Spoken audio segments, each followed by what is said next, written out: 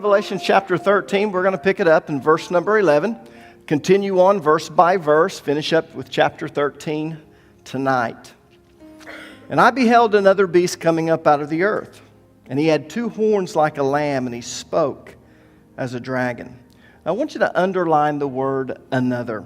It's translated from the Greek word allos, which actually means another of the same kind. What's interesting is that the Greeks had two words for another. Allos, which means, as I said, another of the same kind, and heteros, which means another of a different kind. So this is another beast of the same kind. In other words, it's like the first beast. So even though the two beasts look different and they have two different functions, they're basically the same. They're both evil and they have the very same goal. So they're going to work together as a team. Now, can you guess who the second beast is? Yes, you can. We'll get there in just a little bit. Now, this beast is different from the first beast in that it comes up out of the earth rather than the sea. And that's pretty significant. Let me explain why. The sea is a symbol of the Gentile nations. So most scholars expect the Antichrist to be a Gentile. In fact, Daniel tells us that he's going to come from one of the nations in the revived Roman Empire. You remember we kept going back to the book of Daniel. And the reason we did that is because Daniel really laid the foundation for the book of Revelation. And to really understand the book of Revelation, you must understand the book of Daniel. The word earth is translated from the Greek word gay, which can also be translated as land. And land is a symbol of Israel. So most scholars expect the false prophet to be a Jew. He'll come from the land of Israel. The second reason it's significant is because it tells us that the second beast is going to play a secondary role to the first beast. Now, why would that tell us, if he comes up from the earth, that he's going to play a secondary role? Well, you have to understand the thought in the time that John wrote this. In biblical times, people believed that land animals couldn't compare in magnitude with sea creatures. These sailors would come into the ports and they would talk about these huge animals. And can you imagine seeing a whale or a great white shark? Someone dies, you throw them off, and you see these sharks just feeding upon it. So in their minds, land animals couldn't even compare with the magnitude of sea creatures. So coming out of the earth indicated that the second beast was going to be inferior in power to the first beast. So this second beast will in all probability be a Jew, and he's going to play a secondary role to the first beast. Now, if you were paying attention and noticed what I was doing, I referred to the second beast as the false prophet. I do that because the Bible refers to him as the false prophet. Not in this chapter, but in chapters 16, 19, and 20. Look at Revelation chapter 19, verse number 20, and you'll see what I mean. It says, "And the beast was captured, and with him the false prophet, who did mighty miracles on behalf of the beast. Miracles that deceived all who had accepted the mark of the beast and who worshipped his statue. Both the beast and his false prophet," now notice it says this, "and his false prophet were thrown alive into the fiery lake of burning sulfur." Now look at Revelation chapter 20, verse 10. "Then the devil who had deceived them was thrown into the fiery lake of burning sulfur, joining the beast and the false prophet. There they will be tormented day and night forever and ever." Now, the reason he's referred to as the false prophet is because he plays a religious role. His job is to get everyone to worship the dragon and the first beast, the Antichrist. And he's going to be very convincing. In fact, I want you to notice how John describes him. First of all, he's depicted as a lamb with two horns. As a lamb, he's going to have a mild and meek, yet charismatic personality. The two horns represent symmetry. It also represents power, but it also, because there's two, represents symmetry. So he's going to be this polished, charismatic, charming, very powerful figure. But he's actually a wolf in sheep's clothing. Because what it says is that he speaks the dragon's words, which means that he'll use deceptive, subtle, and seductive speech to lure people away from their faith in Christ Jesus and into the dragon's trap. And all the while, he's going to be appearing as harmless as a lamb. Verse 12. "And he exerciseth all the power of the first beast before him, and causeth the earth and them which dwell therein to worship the first beast, whose deadly wound was healed." Now, I want you to notice that the Antichrist has full confidence in the false prophet. And I say this because it says that he exerciseth all the power of the first beast. The word power is the Greek word exousia, and it means authority.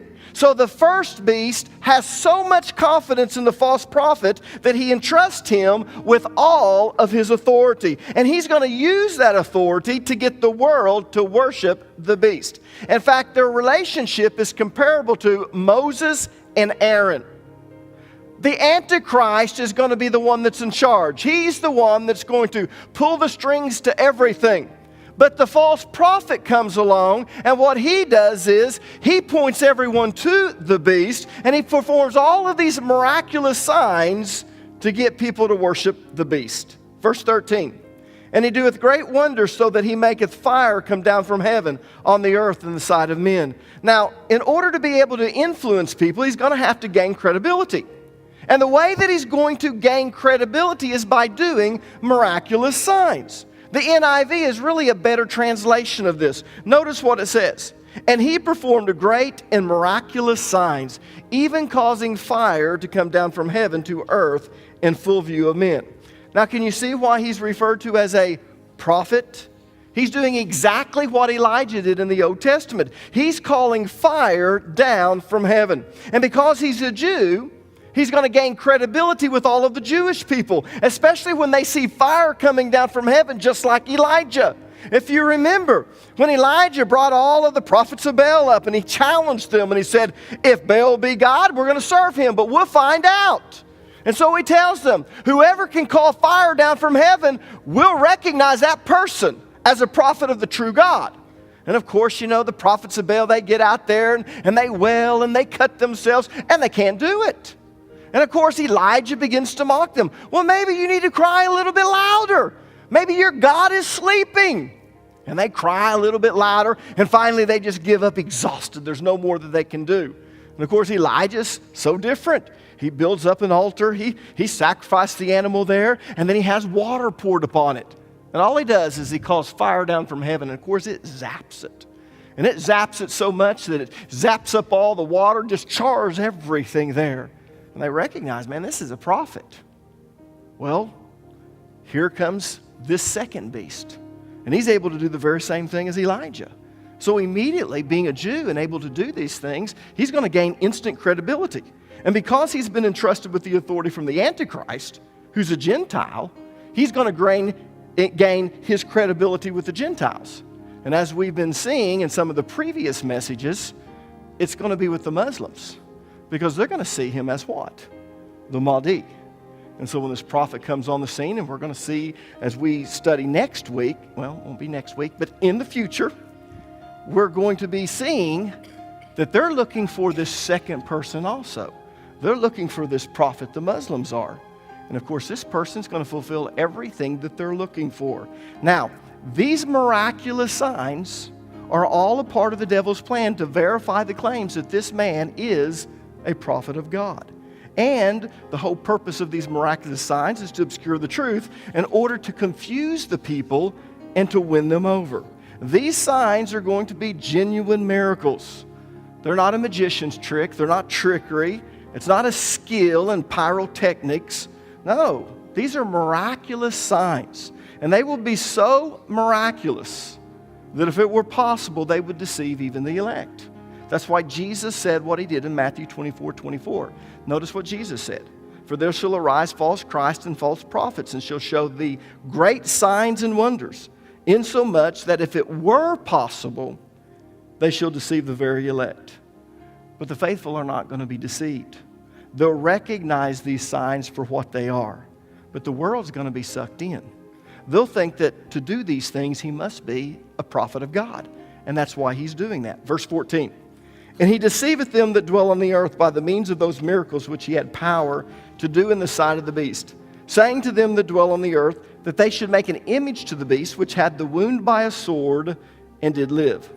Now, the very thing that Jesus said would happen in Matthew 24:24 happens. He's able to deceive those who dwell upon the earth. But it's the miraculous signs that cause people to be deceived. Now, I don't want to give you the idea that he calls fire down from heaven just once, and the whole world is deceived by this one little act. No. The false prophet is going to be able to call fire down from heaven almost at will, whenever he wants to. You see, the word maketh in verse number 13 is in the present tense. And you need to understand something about Greek grammar. In Greek grammar, the tense denotes kind of action. It denotes kind of action and time of action, but I'll be honest with you, kind of action takes priority over time of action. Because in the tense, the kind of action will also tell you when it takes place. Give an example. If something's the aorist tense, it refers to or denotes punctiliar action. In other words, it happened in a second, or it happened at a particular time in space. And so it usually is past tense. But the most important part of Greek grammar when it comes to the tenses is kind of action. And so this is the present tense, which denotes continual action. So this tells us that he's able to do this. He's able to call fire down from heaven whenever he wants to. And that's how he's going to be able to deceive the people. Now, once people are deceived into believing that he's a prophet of God, what does he do? Well, he instructs them to make an image of the first beast. Look at verse number 15. Let's find out what he does after that. And he had power to give life unto the image of the beast, that the image of the beast should both speak and cause that as many as would not worship the image of the beast should be killed. Let me see if I read that differently. I didn't really put the inflection where it needed to be. So let me read that again. And he had power to give life unto the image of the beast, that the image of the beast should both speak and cause that as many as would not worship the image of the beast should be killed. Now, you need to understand a very important principle. And if you're taking notes, write this down. Only God can give life. So this is not saying that the image of the beast came to life. In fact, the King James Version is a really bad translation because it gives the impression that the false prophet actually brings this image to life. And that is not what the original Greek text says. Let me prove that to you. I want you to underline the word life. I'm going to show you what I mean by that. The word life is translated from the Greek word pneuma, which means spirit. And this is where it gets interesting.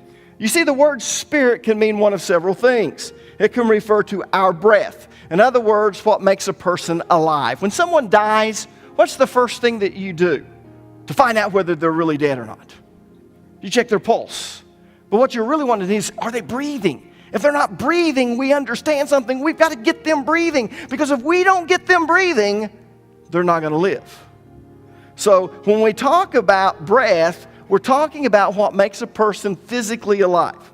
But it can also refer to that part of us that makes us think, express emotion, make decisions, etc. That's why the Spirit and so many times are synonymous. There is a distinction, and we talk about that distinction, especially when we're talking about the Word of God and how it's able to go down to the division of soul and spirit. And we talk about that.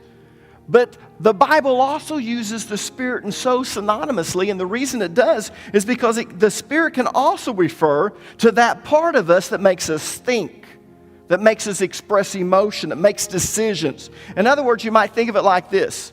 It makes an inanimate object animated. Now, most of the translators chose to translate the Greek word pneuma as breath. Let me show that to you. Look at the NIV. The NIV says he was given power to give breath to the image of the first beast so that it could speak and cause all who refused to worship the image to be killed. Now look at the New American Standard. Those are the two most popular translations in America. It says, and there was given to him to give breath to the image of the beast, that the image of the beast might even speak and cause as many as do not worship the image of the beast to be killed. But those translations are just as bad as the King James Version, and I'll tell you why. First of all, breath implies life. So even though they realize that only God gives life, and they didn't like that, and they go, you know what? The King James Version, that's a bad translation, because it says he's able to give this image life. And they said, that's a bad translation. So they translated the word pneuma, breath, but the problem is breath implies life. So if he gives breath to the image, then it implies that he is giving life to the image. And as I said before, only God can give life. If you turn to the book of Genesis and he's talking about the creation of man, you'll get to the 7th verse, and what it says is that God breathed into man the breath of life. The breath of life. And he always uses it that way when he's talking about God giving life. He didn't just give him breath, he gave him the breath of life. That's what created or transformed this mud man, this inanimate object, into an animated object, a man, a person who's alive.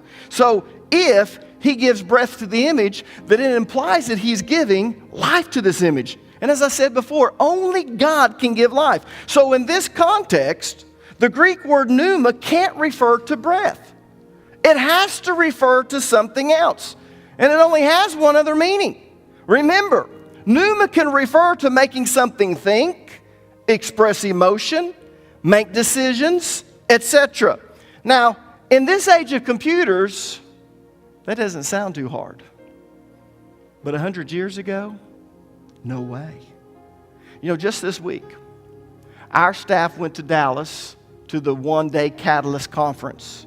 And we used a GPS tracker to find our hotel, restaurants, and the church that the conference was at. It's kind of interesting. We were looking for Copeland's. That was the name of the restaurant. And the GPS tracker told us it was at 5353 Beltline Road. Man, we looked all over for Copeland's. We would stop people. You know, I'm not one of those guys that want to ask for directions. So I would stop and I'd see someone that's in that area and say, you know where Copeland's is? And they would, yeah, I kind of remember. And they would start telling us about the area, and we'd drive all through that area and couldn't find it. And I said, well, what is the address? It's 5353 South Beltline Road. And sure enough, we went there, and guess what? It had gone out of business and sold itself to a bank, that building to a bank. But what's interesting is that GPS tracker took us right there. It was amazing. And I'm told that the newer GPS trackers are even better. They talk to you, but not just talk to you. They express emotion when you make a turn. You know, I had one of the staff members tell me that, you know, their GPS trackers, you go down, if you miss your turn, it goes, you missed the turn, you need to do a U-turn. And it's like it gets frantic.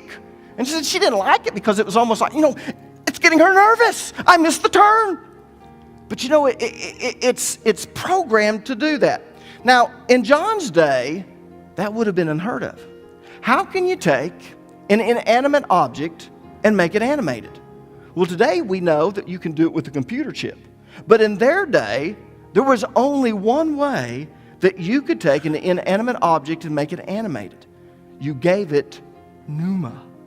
Now, I personally believe that this is what the false prophet's going to do. He's going to make an inanimate object animated, which I said in John's day meant that he was going to have to give it pneuma, the ability to think, to express emotion, to make decisions, etc. And that's what John's talking about. Now, look back at the last part of verse 15. And he had power to give life, pneuma, unto the image of the beast. He's able to take an inanimate object and make it animated. So he has the power to give pneuma unto the image of the beast, that the image of the beast should both speak and cause that as many as would not worship the image of the beast should be killed. Now, the reason the image is given pneuma is so that it can speak and so that it can have the ability to kill those who don't worship the image of the beast. You see, what's kind of interesting is you don't get this from the English translation, but if you go back to the original Greek text, there's a little word there called hina. It introduces a causal phrase. The whole reason that the false prophet gives pneuma unto this image is because he wants it to be able to communicate and he wants it to be able to kill those who do not worship the beast. That's the only reason it's given this pneuma. And that we know that because of the word hina. This is the purpose of it, in other words. Now, I want you to underline the word speak, because it says here that the whole purpose is so it can speak. The word speak is translated from the Greek word laleo. Laleo means to communicate. So this image is given the ability to communicate with people. And we're already seeing that technology today. We see it in GPS trackers, computers, phone systems, almost any electronic device. It's kind of irritating at times. You call up a company and it says, enter the last 4 digits of your Social Security number. And you enter that in. Is this Alan Nolan? Reply yes or no. Yes. Give us your mother's maiden name. And you give that in. Also enter your password or speak the password. And so you're going through all of these things. We see this ability. And the reason it says that he wants it to become animated, the reason he wants to give it pneuma is because he wants it to be able to communicate with the people. But it goes further. He says it also has the power to kill those who don't worship the image of the beast. And the implication is those who don't worship the dragon or the beast, the Antichrist. Now, let me show you a news story that actually ran yesterday on the Fox News channel. Let's run that if you don't mind. All right, this next story may sound like something out of, a Hollywood thriller. A Saudi inventor has created a killer microchip. It's designed to track terrorists and criminals and, well, you can think of somebody. Not only does it include a GPS device, it also has a lethal dose of cyanide, which can be activated at any time. You get my point? The inventor's bid for a patent has been rejected in Germany. Joining us now this morning to talk about it, Jake Ward, deputy editor of Popular Science. Okay, this is pretty macabre, pretty sinister and nefarious. How exactly would this work? Well, there's a category of technology that involves GPS tracking systems being shrunk down to the size where you could actually implant it surgically. And we've seen a number of applications for this. This is without question the most sinister version of it that I've certainly heard of. And the notion of tracking criminals is not new, but the notion of killing them remotely, I think, is a whole new thing. Yeah, and Germany says, look, we're not going to approve this. That's because right. For that very purpose. And apparently, in some of the paperwork in applying for the patent, you could track fugitives from justice, terrorists, illegal immigrants, criminals, political opponents, defectors, and Saudi Arabians who don't return home from pilgrimage. It's a little bit wild. I agree. I mean, the thing about this kind of patent is Germany has very tight laws about making sure that you're not registering something that really is just a bad idea, a scary idea. And in this case, this guy obviously has some very strong feelings about what it would be used for, but it just seems a little outlandish. Yeah. Well, terrorist groups might be interested. I'm sure they'd be happy to grant their own form of a patent for that. Sure.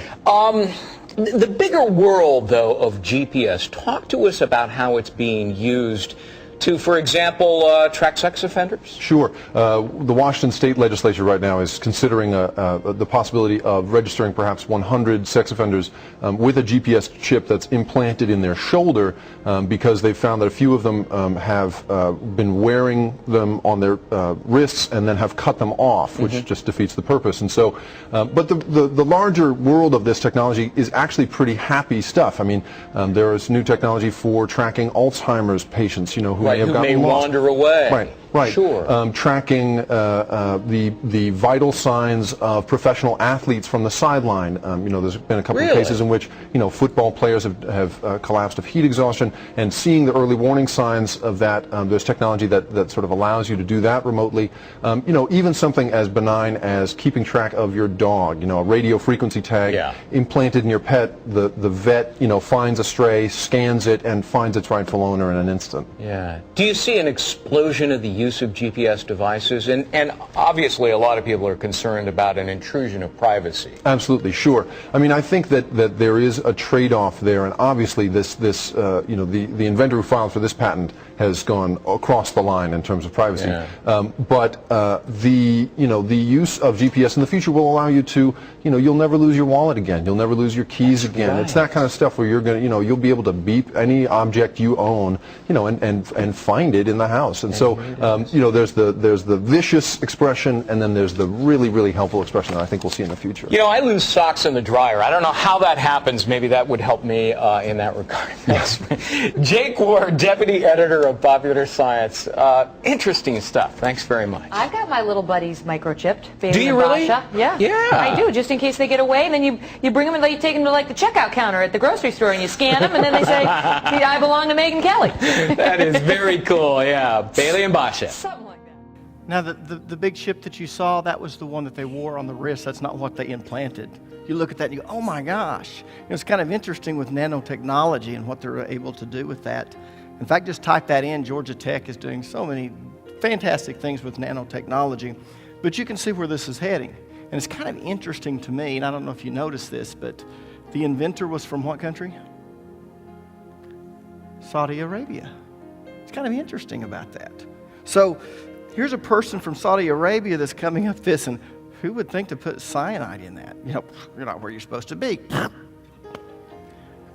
But it's kind of interesting that as we're reading through this, in John's day, the only way they could have described, all of a sudden you see this image, but he's seeing a vision of this image and it's communicating with people. And it's able to kill those who are not worshiping the beast. And so he says the false prophet gave it pneuma. And basically he wasn't saying that he brought it to life. What he was saying is this image had the ability. So we don't know what this image of the beast is, but we know that it has the ability to communicate. And it also has the ability to kill those who are not worshiping the image of the beast. Verse 16. And he causeth all, both small and great, rich and poor, free and bond, to receive a mark in the right hand or in their foreheads.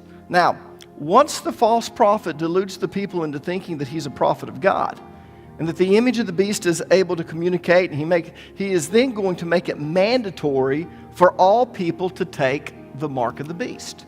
You see, these things happen in a progressive manner. I don't know why, but sometimes we just throw all these things out and we can't see it happening because we don't see the progressive manner in which it takes place. When God created this earth and he created this world, if you notice, he created it in such a way that he didn't create the animals before there was something for them to eat. He did it in this progressive manner. And of course, the devil, he's nothing more than an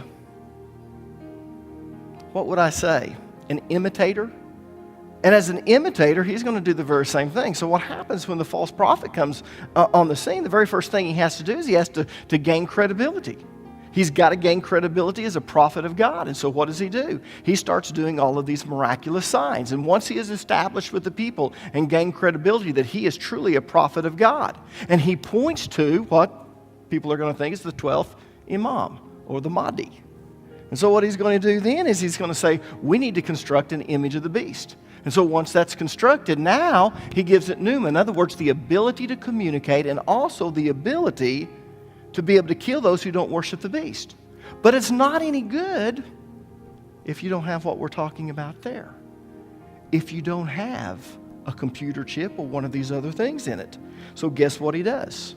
He makes it mandatory for everyone to have the mark of the beast. And this mandate is going to extend to everyone. It includes all social classes. Doesn't matter if you're Donald Trump. It says the rich and the poor. If you're Donald Trump, it doesn't matter. If you want to buy and sell, you've got to have this. If you're a peasant, it doesn't matter. You've got to have this. It covers every person regardless of position. He says the free and the slave. Now, it's kind of interesting because he does this in three different ways. First of all, he says makes it mandatory for all. And then he says the rich and the poor. And then he says the free and the slave. What he's actually doing is emphasizing the fact that this is going to be mandatory for everyone. So the entire population is going to have to receive the mark of the Antichrist. And it's going to be placed either on the right hand or the forehead. So it won't be covered by any clothing. That's amazing where technology is taking us. And here's what's interesting. Even about 40 to 50 years ago, there is no way when you read the book of Revelation that you said, that just seems impossible. Now we're reading through the book of Revelation and we're going, oh my gosh. You see this? You see this? You see this? And this isn't something out of an Orson Welles movie or book. This is something that is happening now.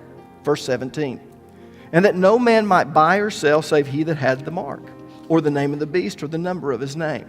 So without the mark, you're not going to be able to buy or sell anything. But if you take the mark, you're damned for all of eternity. Look at Revelation chapter 14, verses 9 through 11. Then a third angel followed them, shouting, "Anyone who worships the beast and his statue, or who accepts his mark on the forehead or on the hand, must drink the wine of God's anger. It has been poured full strength into God's cup of wrath, and they will be tormented with fire and burning sulfur in the presence of the holy angels and the Lamb. The smoke of their torment will rise," now notice this, "forever and ever. And they will have no relief day or night, for they have worshipped the beast and his statue and have accepted the mark of his name." So this angel is actually going to fly over, and the whole thing is a warning. Don't take the mark. Now you have to understand something. Those who weren't ready for the rapture, get saved after the rapture, they begin to see all these things begin to play out because mama taught them. Or they went to church, they just never made the decision.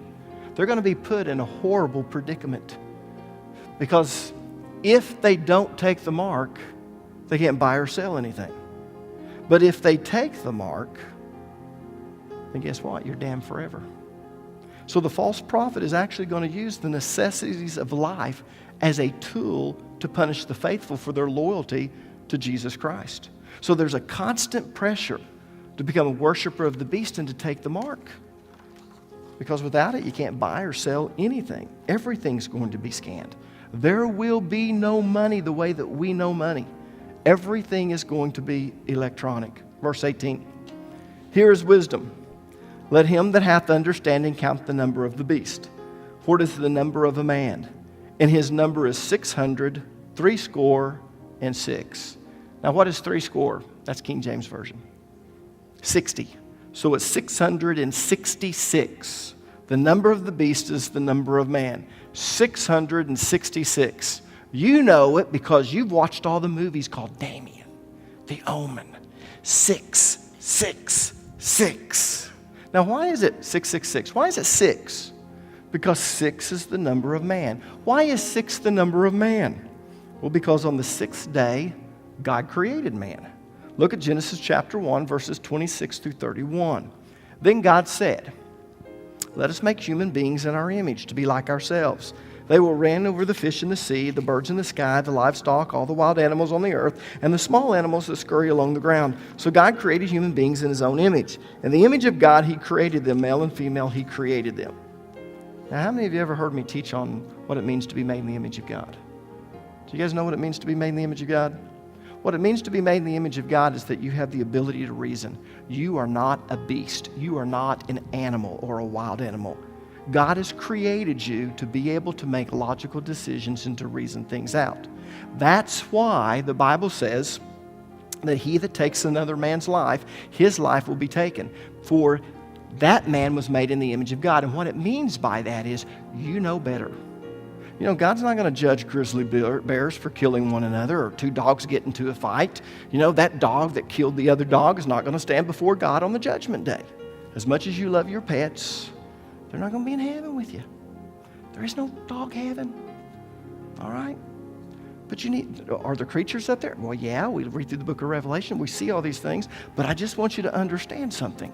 The reason that man is judged to a different standard is because he is made in the image of God. It doesn't mean that we look like God. Sometimes we get that idea that when we see God, he's going to have 2 legs, he's going to have 2 feet, he's going to have 5 toes on each feet, he's going to have 4 fingers on each hand and a thumb, he's going to have shoulders. Those are all anthropomorphic characteristics. In other words, characteristics like man so we can understand. I don't know what God looks like. Maybe he does look like us. But when it says that we're made in the image of God, what it actually means is that we have the ability to reason and think like God. Animals don't have that ability. You know, you look at some smart animals. My dad's got a dog that's really pretty intelligent. My dad tells him to do things and he does it. It's like he understands what my dad is saying. But I promise you, if a dog comes by that's in heat, boy, his instincts take over. And that's why the Bible tells us not to act like brute beasts. Our instincts are not supposed to take over because we're made in the image of God and we have the ability to reason. So let's go further. Then God blessed them, and he said, "Be fruitful and multiply, fill the earth and govern it, reign over the fish in the sea, the birds in the sky, and all the animals that scurry along the ground." Then God said, "Look, I have given you every seed-bearing plant throughout the earth and all the fruit trees for your food." So he didn't create man until after all these things were already here. "And I've given every green plant as food for all the wild animals, the birds in the sky, and the small animals that scurry along the ground, everything that is life," and that is what happened. Then God looked over all he had made, and he saw that it was good. And evening passed, and morning came, marking what day? The sixth day. God created things, and each day it got a little bit better. He created this, and it was good. He created the next thing on the second day, and it was even better. And he continues to create these things till he comes to the last day, the sixth day, and he created man. So 6 is the number of man. 666 is the number of the man who tries to be God or like God. That's part of the satanic trilogy or trinity. Now, let's talk about how you calculate the number of the beast, because verse 17 referred to the number of his name. In other words, the number of the Antichrist. So let's talk about how you calculate the number of the Antichrist. In ancient times, each letter of the alphabet also served as a number. The first 9 letters in the Greek alphabet stood for the numbers 1 through 9. And the next 9 letters stood for the numbers 10 through 90, and so on. Now, in the Greek alphabet, there's not enough letters, so they had to actually take certain obsolete letters and signs to supplement the system. But what you did was you took the person's name and then you added up the corresponding numbers, because alpha would be this number 1, beta would be 2, beta, gamma would be 3, delta would be 4, and epsilon would be 5. And so if someone had a name, you could actually come in and you could calculate, and that would be the number of their name. Does that make sense? Now, this calculation technique was called gematria, or as some say, geometria. Geometria is the Greek word for numerology, and I'm not sure if I pronounced that right. You can correct me if you want. I looked to see how you pronounce it, and I couldn't find it. So the Antichrist name is going to equal 666. But let me give you a word of caution, if you don't mind. I would not speculate on who the Antichrist is, because when he comes on the scene, we're going to know it. God has given us revelation, and for years, the book of Revelation was like a mystery. But one of the reasons it was like a mystery is because we did not have the technology to even try to understand the book. But now we've come to a place where we can see these prophecies being fulfilled literally.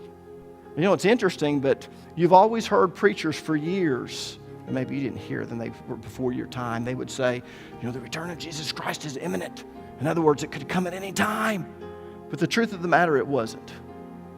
And the more educated pastors would tell you it wasn't. Most of you probably don't realize this, but Spurgeon actually said, and I think I quoted him when we started the book of Revelation, that the end of the world would not happen in his generation because the things that were necessary to fulfill the prophetical scriptures were not possible in his generation. But he also said that he could see as technology was increasing that it would come in the next 100 to 150 years, and it was amazing that he had such insight. Because what is so interesting is now as we read through the book of Revelation, it's not even that hard to imagine.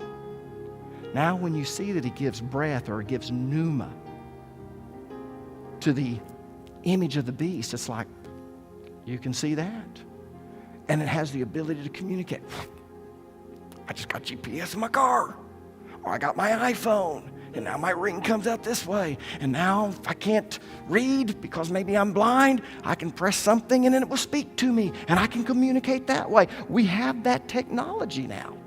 And now I was just sitting. In fact, I'd been studying this. And Lisa was still getting ready. And so I was watching Fox News yesterday. And this story came on. And I go, you can see it. It's happening. But I still would not speculate on who the Antichrist is. Because when he comes on the scene, you're going to know who he is. And the reason you're going to know who he is because we're going to be able to see everything that's written in the book of Revelation.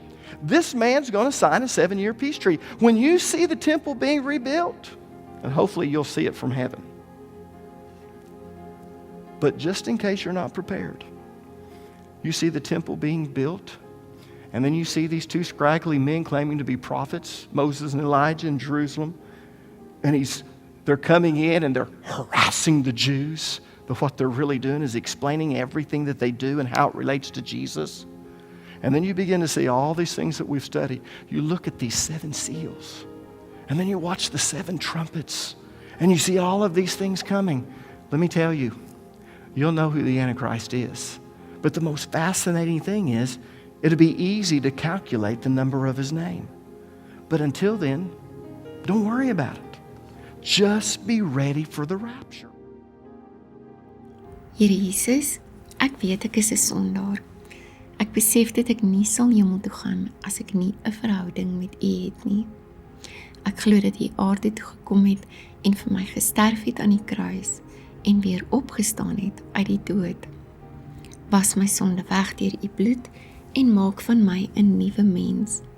Ek wil nie meer sondig nie. Help my om vir U te lewe. Ek gee vandag my hart vir U en kroon U as koning van my lewe. Dankie dat ek nou deel is van die hemelse familie. Amen.